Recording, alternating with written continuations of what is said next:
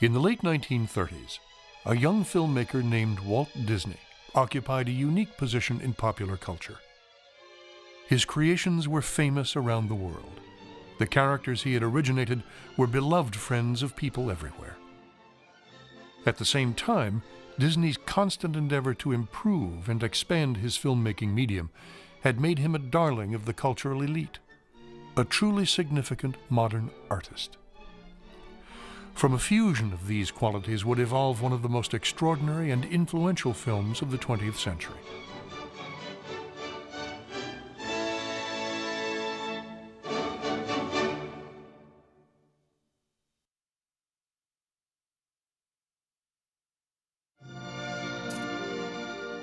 In the short span of a decade, Walt Disney had evolved from a penniless dreamer to an international celebrity. Even decades later, however, Disney was humble about his popular and artistic ascent. I only hope that we never lose sight of one thing, that it was all started by a mouse. It started with Steamboat Willie, of course, in 1928 and the advent of sound. It was sound that put Walt Disney and Mickey Mouse on the map. Walt Disney was a visionary and he was an artist, and so he made the soundtracks innovative, interesting, creative.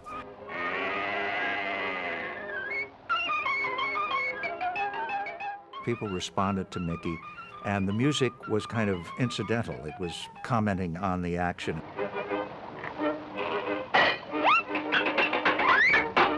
Walt thought, now if we do another series of shorts, this would be in the late 20s, and we had music, and we then went off and illustrated the music, which would be the Silly Symphony concept.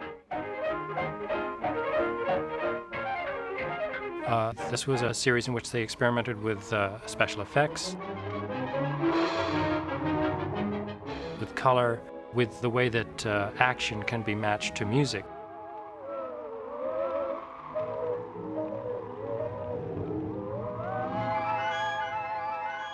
Walt was first and foremost a storyteller, but Walt was the storyteller as technobuff. Three-tone Technicolor came along in 1932, and he took a chance on it.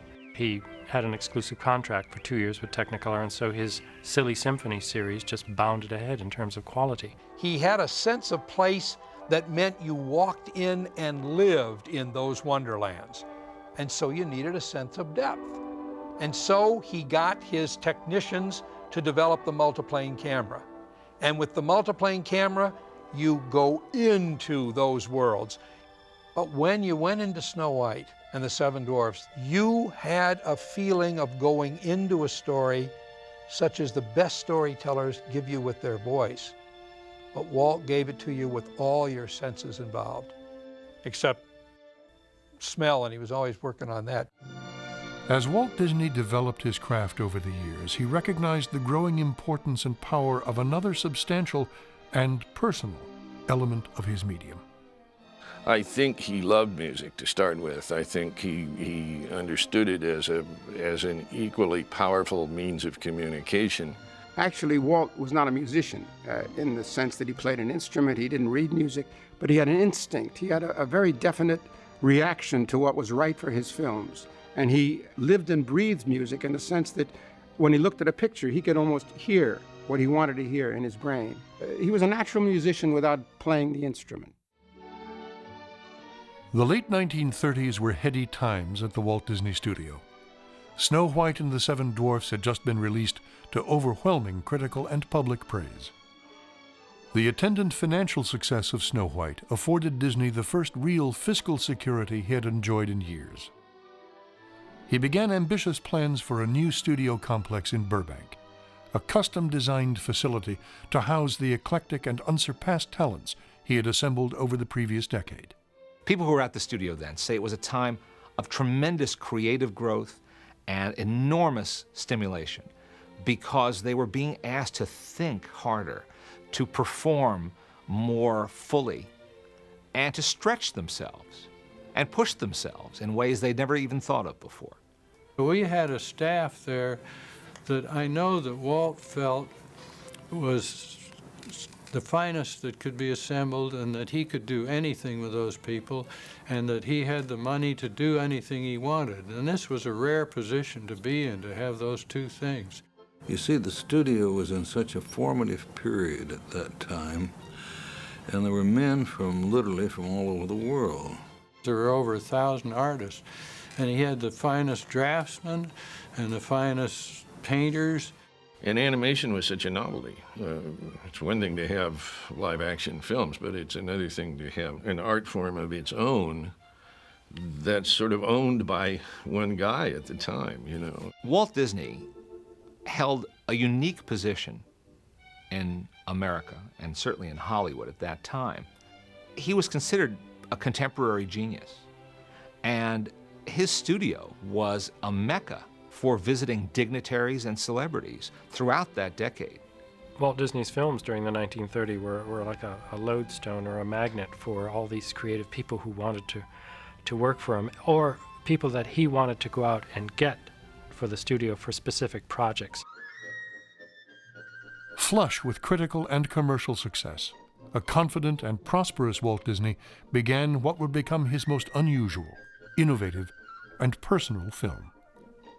As had happened before, Disney initiated his innovation with a steadfast mouse.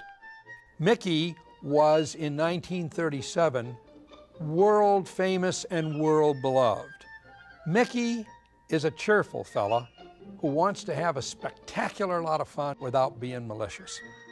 This kind of character was not as much fun for the story department to write about than Donald Duck, who was the essence of frustration.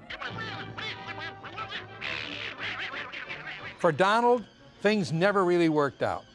For Mickey, things always worked out. To help keep his story team interested in Mickey, Disney envisioned an advancement in the sophistication of Mickey's roles and acting ability. Walt thought, why not take a piece of so-called classical music, really first-rate music, top-grade music, Dukas' Sorcerer's Apprentice, and fit Mickey's actions to that. Sorcerer's Apprentice was a lavishly created film. I mean, Walt pulled all the stops out, put the best people in the studio working on it. A chance meeting at a Hollywood night spot brought Disney together with an unexpected and celebrated collaborator. So the story goes, Walt Disney met Leopold Stokowski at a restaurant called Chasen's in Hollywood. And they had dinner together, and while they were talking, Walt explained that he was working on a new film. Well, that's what started. I was doing this Sorcerer's Apprentice with Mickey Mouse, and I happened to have dinner one night with Stokowski. And Stokowski said, oh, I would love to conduct that for you, you know. Well, that led to not only doing this one little short subject, but it got us involved where I did all of Fantasia, and before I knew it, I ended up spending $400 and some odd thousand getting music with Stokowski. But we were in then, it was a point of no return, we went ahead and made it. To the American public of the 1930s, famed conductor Leopold Stokowski was the embodiment of classical music. Stokowski became a very popular figure because he was a charismatic man. He had a very striking look to him, which in fact was caricatured in many cartoons. He was a celebrity. Even that part of the public that never listened to the classics, they knew who he was. So a collaboration between Walt Disney and Leopold Stokowski was a collaboration of two gigantically popular figures in America. The common ground, I think, between Stokowski and Walt was that they were both really big-time showmen in their own way. Walt was very much of a self-promoter, which is not a bad thing to say about anybody, but he understood instinctively how to get publicity, how to fascinate people. He was a great storyteller, and a lot of the stories he told were about Walt, you know, so it's just the way he was. Stokowski was very much the same way with music. He was the popularizer of classical music in his day. Stokowski and Disney assembled an elaborate orchestra session to record the score for The Sorcerer's Apprentice. The session was done in January of 1938 at the Pathé Studios in Culver City, where a shooting stage was configured as a recording stage to accommodate a 100-piece hand-picked studio orchestra. And they worked around the clock and then recorded interestingly, from midnight until 3 in the morning. And Stokowski said that the reason for this is that the guys were all drinking coffee, the musicians, and everybody was up and keyed, and it induced even more of a drive and a perfection. But the expense and the effort involved in recording the orchestra, bringing in Stokowski, and going through all of this labor to make just one short subject, even to Walt, started to seem a little unwieldy. The whole film was probably 3 times as expensive as the usual Mickey Mouse or Silly Symphony. So Walt's brother Roy, who dealt with the budgets, was very upset and said, "We're never going to make our money back on this." But my dad really believed in what Walt was doing. He just didn't want to spend too much money doing it because there had to be a little left over to pay salaries and all that sort of thing. Stokowski, meanwhile, was all over Walt about this is a great beginning for something much larger, which is to bring classical music to the world by way of animation. And every piece of classical music in the world would lend itself to this approach, you know, and Walt, hook, line, and sinker. And of course, it was a great idea in any case. And so he said, well, let's make a feature. Let's do a whole bunch of musical pieces, classical pieces. We'll create a concert. Yeah, that's it. We'll do a concert feature and have Stokowski conduct the whole thing. We began to hear Walt talking about this concert feature, and we said, oh, what? What's he going to do? What's he up to now? Because you never knew what Walt was going to be thinking of next. And usually by the time we heard it, it was pretty well set in Walt's mind. And then there were all these story conferences, and they weren't story conferences as much as selecting a repertoire that they would use for the concert. So you have not only Walt Disney and Stokowski, they brought in Deems Taylor, who was not only a composer, but he was a writer, and he was a critic, a music critic. In addition to advising on the content of the concert feature, Taylor would assume an on-camera role as the master of ceremonies, addressing the audience and establishing a musical and artistic context. Think of the most popular sports commentator, Howard Cosell, Bob Costas, anybody you care to name. Well, that's what Deems Taylor was to the world of classical music in the 1930s and 40s. They had a 3-week meeting in 1938 in the fall, and they just sat around and listened to classical music, and they thought we could do this with this and this with that. And pretty soon, Walt thought, this can be a concert feature that never ends. My room was just down the hall and over the side, so that I could hear part of the music that's going on. I'd say, they're listening to what? What are they? You know, Beethoven, Rimsky-Korsakov, and all these things. And I couldn't find out what Walt was thinking about. But we knew it was something very big and very different. That was always the exciting thing about working at the studio. You never knew what was coming up next, and Walt was always miles ahead of you. It was a wonderful thing in this sense that you had music and you had your story inside the music, and you had to find it. We could, I think, let loose our imaginations because all we had for a story was musical notes, and we had to find images for those particular pieces. But there's nothing more exciting than to find music to match your idea. For most of its development, this concert feature was titled just that, the concert feature. Both Disney and Stokowski knew that such a mundane title would never do for their flourishing masterwork. Fantasia was one of the titles that they considered for the concert feature, and it's a musical term meaning a free form of music. And it's said that they considered dozens of other titles, but I've never been able to find out what they are. And so Fantasia was the one that stuck. As the intoxicating collaboration of Fantasia ascended to ever loftier aspirations in music and art, the enthusiasm of Walt Disney and Stokowski permeated the entire Disney organization. Well, Walt was expanding his own horizons terrifically at that time. Now suddenly he was into this classical music and dreaming of things that you wouldn't think of putting on the screen. You know, all these violins going together and the things which ended up in the toccata and fugue, which was just abstract music, as they called it, and the abstract symbols on the screen there. Gee, who would dare put that up for anybody to look at? The choice of the toccata and fugue was always considered to be a piece that would be abstract, dreamlike, a good way to begin the concert feature. Again, this was a very daring thing to do, because the only time that abstract films were done were by experimental artists, generally probably over in Germany for the most part, and here taking Bach, and which in itself was a daring thing to put on a Disney film.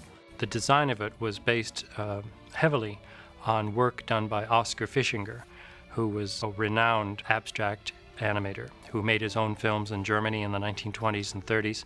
He used geometric shapes like the circle and the triangle, but in very intricate patterns and designs. This was a type of film that was quite daring for the time in which it was made, and particularly daring for Disney, who was truly committed to representational art.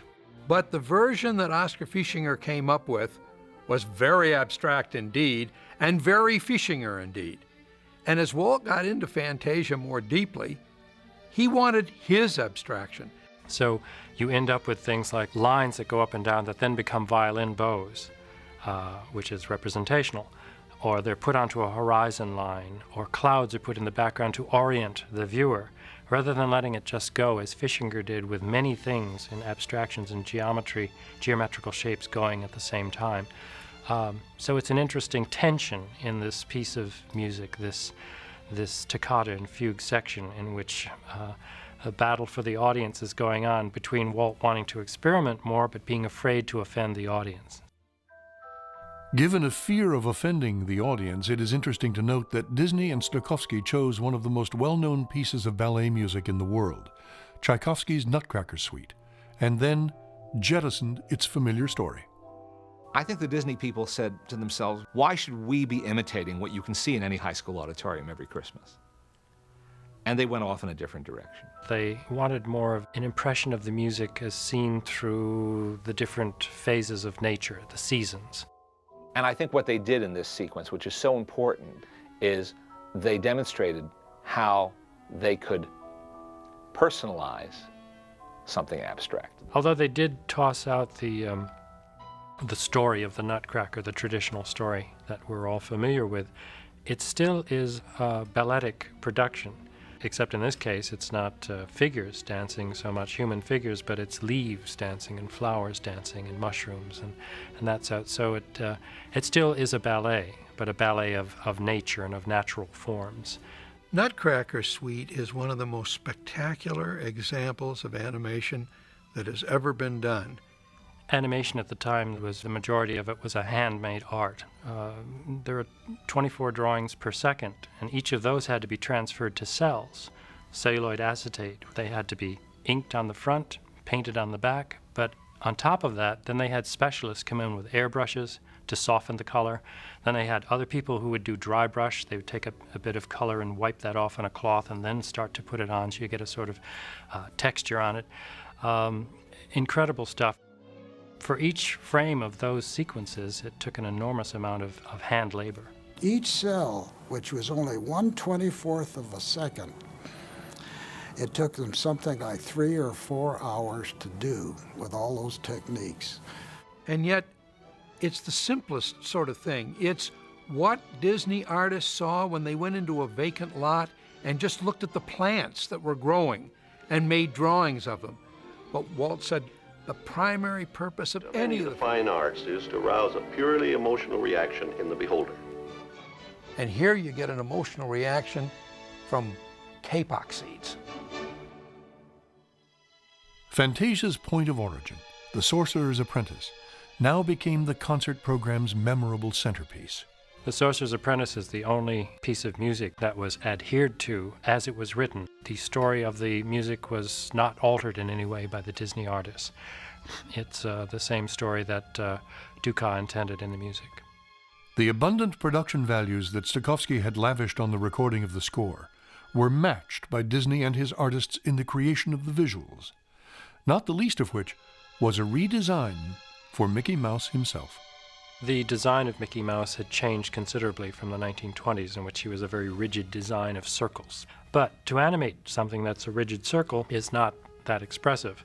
And so little by little, with different animators, particularly Fred Moore, he started to alter Mickey's design for the better.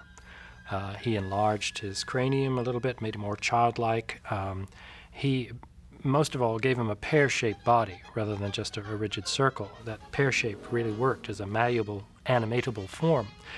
And that was very helpful when they got to do The Sorcerer's Apprentice, which is a totally pantomime role. So Mickey had to be extremely expressive in this. On top of that, they also changed his eyes. We had talked for some time of changing those eyes because, see, originally his eyes were this big mask around here. Well, gradually that got larger and larger as you got more expressions and eyebrows and different things, lines around the eyes, until the area got so large that when his eyes went over here for a look or over here, it gave you a queasy feeling as an audience. So the animator said, can't we put pupils inside the pupils? There was a big meeting, big discussion about how are we going to do this, can we do it or not? And finally Milt Schaefer said, well, maybe if we just changed one eye at a time. So Mickey Mouse now had expressive eyes with pupils. He had the pear-shaped body, which was extremely expressive. And with the acting of the animators, he became as wonderfully expressive as Charlie Chaplin. You've got wonderful animators. So Les Clark, Fred Moore was the directing animator, who really understood Mickey's personality. And for the first time, you have music which is fully commensurate with what that personality is. I think most of the animators thought of Mickey as a kind of an incarnation of Walt, although they drew the sorcerer to look like Walt at the end when he raises that eyebrow. That was Walt, pure and simple. In many ways, The Rite of Spring was one of the most daring choices of music and the interpretation of it in the whole of Fantasia. It wasn't that long after The Rite of Spring had been composed and there was a riot at its opening that Disney decided to use it in his concert feature. Stravinsky's ballet Rite of Spring was originally interpreted as a series of primitive dances. The story that Disney and Stokowski chose to tell was nothing less than the origin of life on Earth. To tell the evolution of life on this planet was something that was a little bit more than a little daring at the time. Now this, of course, was long before Disney's dinosaur movie and long before all of this photorealism they're able to achieve now with computer animation. But think what those artists and animators did back then. Think of what they achieved. The multiplane camera gets a lot of attention because it's truly spectacular. But there were other things that were done in the camera department and in the special effects camera department, what was referred to as the process lab. Very bland title. But what went on behind the doors was magic. I mean, they were just wizards back there. And they're the ones who created many of the effects that you see. The planets whirling through the sky, the mud vats that, bubble up the lava, the smoke effects. I had a good friend, I remember, who was telling me that he was out on the back lot one Sunday afternoon with 5 barrels of oily rags that they deliberately set on fire, and they were shooting high contrast black and white stock of the roiling black clouds that were boiling up out of this thing. Apparently there was a vat of water, and cans of paint were turned upside down in the water. As the paint spilled out, it developed smoke patterns, and these patterns were used in development of the smoke pouring out of the volcanoes that we see during the Rite of Spring. This was a kind of special effects that meant feeling your way back into a time before history and making it believable to audiences. It's a great benchmark for special effects. In addition to creating a prehistoric world, Disney set his animators the challenge of creating credible prehistoric performers. Those dinosaurs have weight and power and substance. There's nothing cartoony about them. Very little that they did up to that moment ever called on that degree of realism, that degree of dramatic power. Walter told the animators, he said, don't animate it like Pluto or like the dwarfs. Animate it like a real dinosaur walking, you know? And they'd say, yeah. What do you mean it's like a real dinosaur walking? Who's going to know? When I was a kid, they used to show just the Rite of Spring sequence in school, in science class. I remember this. They'd thread up the 16mm projector and show us the Rite of Spring as a kind of instructional film on the creation of the Earth. That's rather extraordinary. For the entr'acte of Fantasia, the Disney artists dreamed up a completely unusual personality abstract, bringing character to the jagged optical line that carried the film's sound information, the soundtrack. In many ways, the soundtrack is more abstract than what they ended up with in several sections of the toccata and fugue. It does start out as a single line, and it's quite marvelous to see this single line have a personality. But then it goes into these wonderful, colorful abstractions, very funny, and illustrate the feel of the music and the texture of the music just through the shapes and the way things move. Interesting thing about the Pastoral Symphony is that it wasn't the original choice for the characters that are in it. They had originally planned to use a lighter piece of music, Tierney's Cydalise. The music wasn't big enough for what he planned, so we put it to Beethoven. Enter the Beethoven Pastoral, which is certainly a monumental piece. And somehow the designs also went through some sort of metamorphosis. You'll see in the concept art there's a certain virility to the centaurs particularly that is missing in the later film. We'd never done centaurs before. Half human, half horse. The guys were big, robust, macho centaurs. But the girls, what do you do when you have a young girl at the front end and a horse on the rear? How do you handle the anatomy, and what do you show and what don't you show?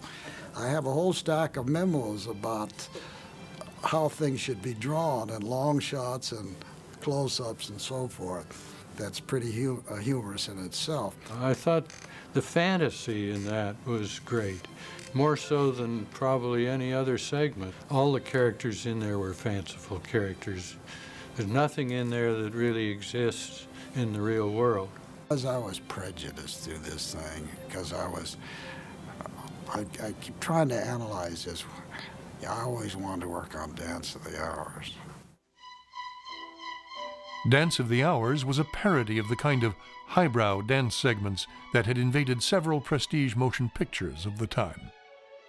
The choice of music was part of the joke. Ponchielli's suite from the opera La Gioconda was considered, even at the time, according to a kindly worded studio communication, over-familiar. Some people think that the Dance of the Hours section, Disney's version of it, gave the music what it deserved. It's a rather an old warhorse piece of music that needed a good kick in the pants, and it certainly got it in this one with the parody of ballet that the artist gave it. While ballet has inspired many beautiful works of art like this painting by Degas, it had scarcely been touched upon in the field of animation. In fact, our animators knew very little about it. And because a thorough knowledge of a subject is essential in order to caricature it, a new course was added to our studio school curriculum, classical ballet. Obviously, they worked very hard with genuine ballet performers and choreographers. But that's easier said than done. It's one thing to observe it and sketch it. It's quite another to sustain a whole sequence, an entire performance of a ballet piece, and keep it real, but make it funny at the same time. All these artists began to respect the ballet, so they're kidding it, but underneath the kidding is a realization that this is an art form like animation that does it strictly through movement. Although wildly comic and seemingly simple, this sequence features not only plausible representations of complex ballet, but also a meticulously designed production. This piece, in staging, color, and lighting, is a literal dance of hours. A pampered prima ballerina stretches toward the waking dawn. A graceful behemoth delicately glides en pointe in the midday sun. Lissom dancers float toward the warm evening sunset. Sinister interlopers and forbidden liaisons are diversions of the night. And I say that is an example of a perfect piece of animation and the marriage to the background and music. It's perfect. Every once in a while you see something that's perfect. And that was one of them. For the finale of Fantasia, Disney and Stokowski envisioned a monumental clash of good and evil. Modest Mussorgsky's baneful Night on Bald Mountain was paired with Schubert's hallowed Ave Maria. In a sense, I think this was one of the most adult things that Disney ever did during that period. The designs for the Night on Bald Mountain sequence were done by Kai Nielsen. Kai Nielsen was one of the three great illustrators of books at the turn of the century, and they did put him on the Night on Bald Mountain piece and the Ave Maria, so it retains the integrity of Nielsen's work. His sensuous line, the lush coloring that he had, and the combination of touch of Aubrey Beardsley, a bit of Art Nouveau, Japanese and Chinese woodcuts. That look is so perfect in the story sketches. It's all there. All that has to be done to it is for it to be brought to life. Walt wanted this sequence to really give you the chills. It doesn't mean literally being scared, but being drawn into an atmosphere of unease and terror and evil. And they used many skills to bring this off. Perhaps the greatest skill was the power of the great animator, Bill Teitla. And it was just a perfect marriage of an image and the artist who could make that image move. I think it's probably the most powerful thing we ever did. As the director, Will Jackson, said, I don't believe Walt realized he was getting a character that powerful, or he might have held back a little, because that frightened a lot of people. When I asked Bill about Night on Bald Mountain, he said, I imagined I was a mountain, you see, and made of stone, but I could think and move, and I did. Night on Bald Mountain and the Ave Maria, you couldn't have pieces that were more different from each other, and yet they blend rather well. So there's a real nice sort of segue in going from the profane into the sacred. The solemn processional of the faithful was accomplished by means of one of the most elaborate single shots in film history. The scene was filmed continuously by a crew of 9 men over 6 full days and nights, using a horizontal multiplane camera set up across the entire 154-foot length of the Disney Studio soundstage. Disney and his team felt that the complexity of filming the scene was warranted by its ethereal design. We again have the designs of Kai Nielsen. The procession going through the forest leads up to an actual sort of cathedral of trees, and then in close to a giant stained glass window, and then even in closer and you come up to the design of a Madonna. Well, as you might guess, this was a much more religious ending than what finally ended up in the film. Well, the world is waiting for a sunrise. End on a sunrise. There's the essence of hope. And they ended with the perfect image of hope, sun coming up. In addition to their innovative work blending animation, art, and music, during the production of Fantasia, Disney and Stokowski originated a pioneering form of motion picture presentation. Disney had already established a benchmark in visual presentation. Well, to enhance that, they decided, and again, Stokowski was very much involved with this, that the sound had to be better than it would be for an ordinary feature film. The plan was that rather than doing the music tracks in Hollywood, that they would go back to the Philadelphia Academy of Music, where Leopold had his Philadelphia Orchestra, And the sound, the acoustics, and the whole ambiance, sound-wise, was perfect. And so the engineering team at Disney and a whiz named Bill Garrity got to work with his people and with Stokowski and with others to create what we would think of now as stereophonic sound. They gave it the name Fantasound, but I think even privately they hadn't yet envisioned that name stereophonic to indicate sound that surrounds you, sound that has many different speakers and channels. 50 years ago, I would have walked in there knowing what I know today, and I wouldn't have believed what they were doing.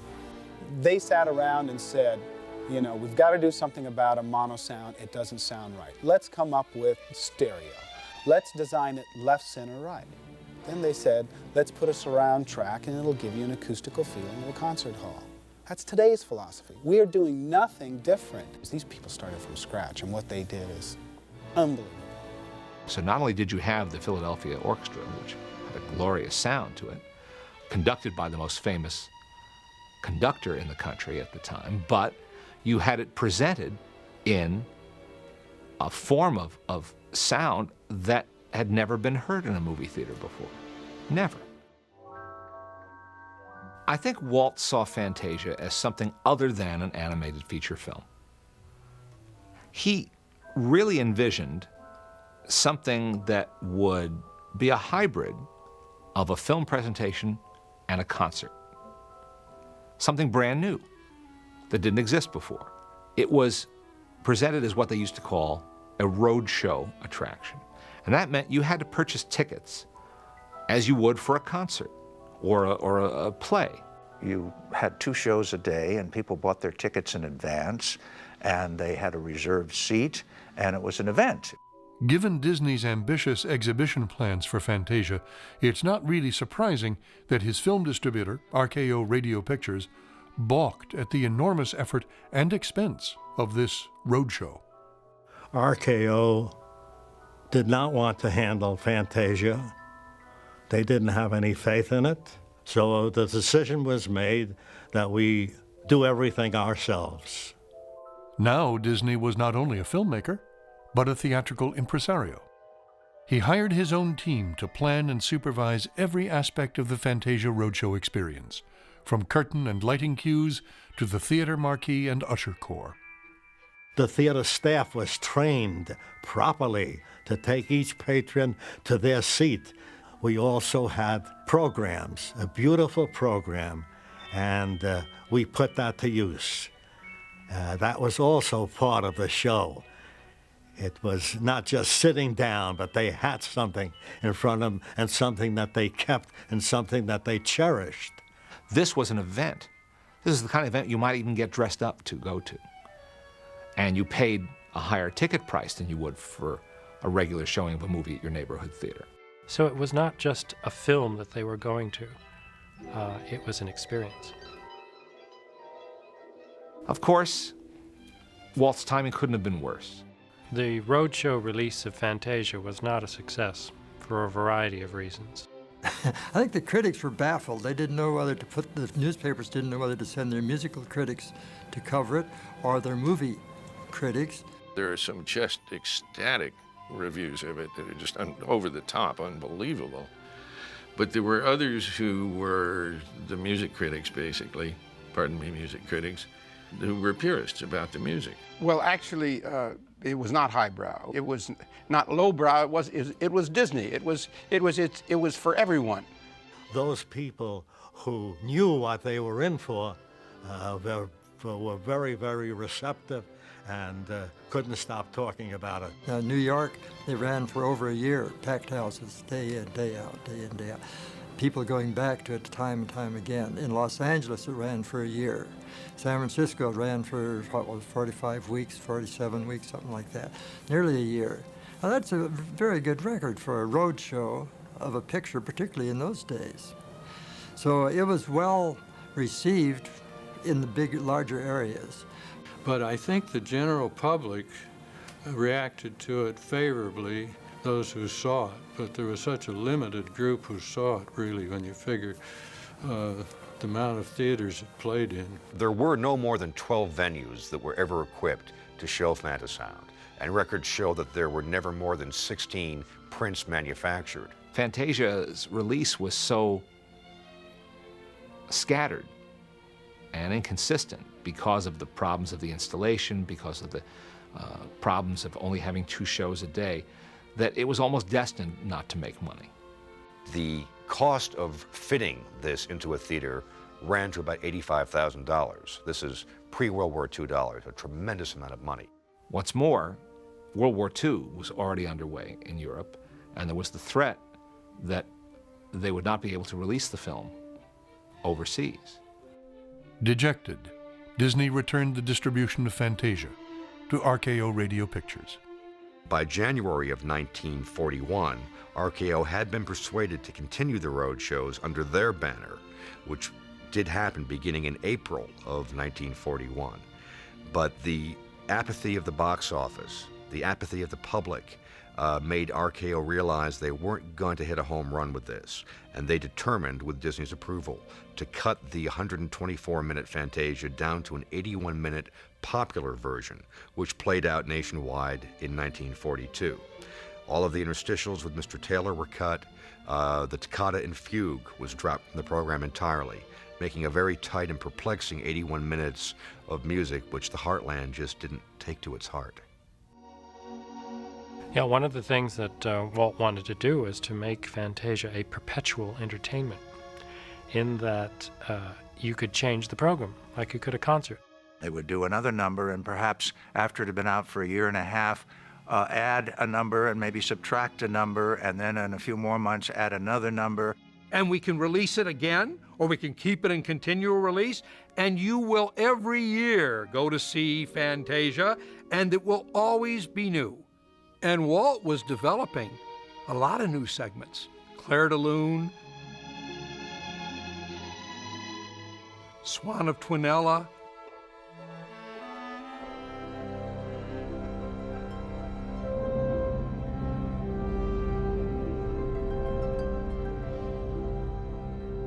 Ride of the Valkyries,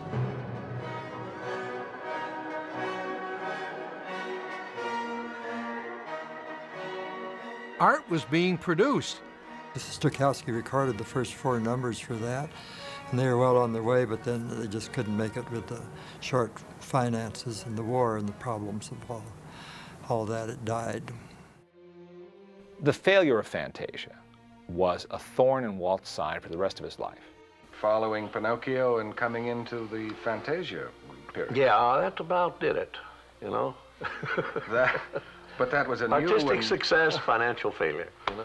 Certainly an artistic success. It was a magnificent Well, some people would question that, too. He'd put so much into this movie emotionally, not to mention financially, that he never really got over that. He also knew that it was a sound idea, no pun intended. He knew that it was a good, solid idea, that putting images to music was appealing and was a stimulus for his artists. And he kept doing it. He tried to do other types of Fantasia. There were the package films in the 1940s, Make Mine Music and Melody Time.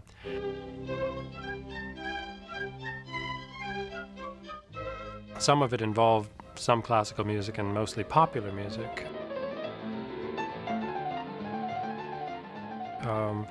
He also did things later in the 1950s. There was the Grand Canyon, which was interesting because it was directed by James Algar, who had directed The Sorcerer's Apprentice, so there's a real matching picture to music in that as well.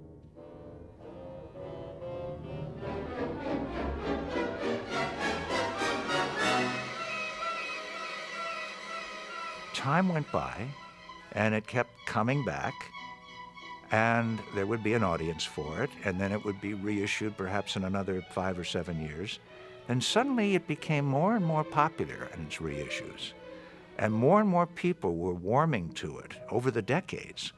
And we're talking about many decades. And as time went by, it became kind of a classic. And indeed, it was a classic, it is a classic. time heals a lot of wounds and a lot of opinions. It's become a cult picture now, and it plays somewhere every day all over the world. Fantasia has been a milestone, I think, for the company right from the beginning because, first of all, they did a lot of stuff when they made it that they didn't even know themselves that they could do. The sheer beauty of this picture, just, it was so different than anything that had been done before. I mean, this was a work of art, and it still is, for that matter. I mean, it's the first time anything really that significant had been done in film. I think that if Fantasia had proven to be a hit at the box office with the general public, there's no telling who he would have gone after in terms of writers and poets, dancers, painters, to bring them in to this wonderful process of animation. And of course, the big thing personally that I feel with a little tear in my heart is where would we be today if that picture had been as successful as Walt had hoped it would be.